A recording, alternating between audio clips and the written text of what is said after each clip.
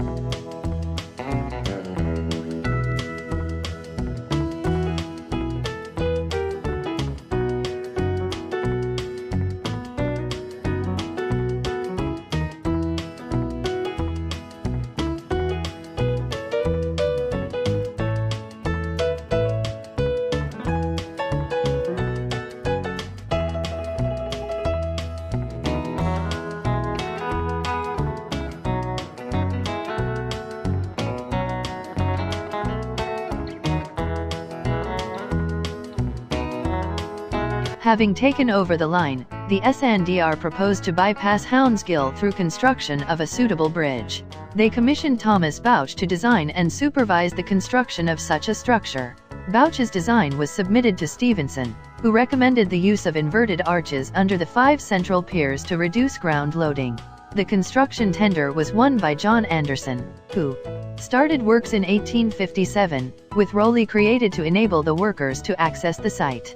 3 million white firebricks were used in the structure, with sandstone ashlar dressings, and iron railings along the platform. The completed single-track bridge opened in 1858, 700 feet, 210 meters, long and at maximum 150 feet, 46 meters, high, spanned by 12 50-foot, 15 meters, wide arches on slender, triple-tiered piers, with arched recesses in 3 layers on each side.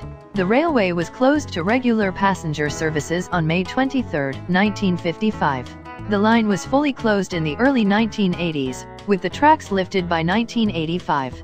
The viaduct is now part of the Sustrans National Foot and Cycle Path Network as part of the Sea-to-Sea cycle route, which crosses from Whitehaven/Workington on the west coast to Sunderland/Tynemouth on the east coast. The viaduct can also be reached from the A692 road between Consett and Castleside using a footpath southward from outside the Dam Inn to the east of the Grove housing estate.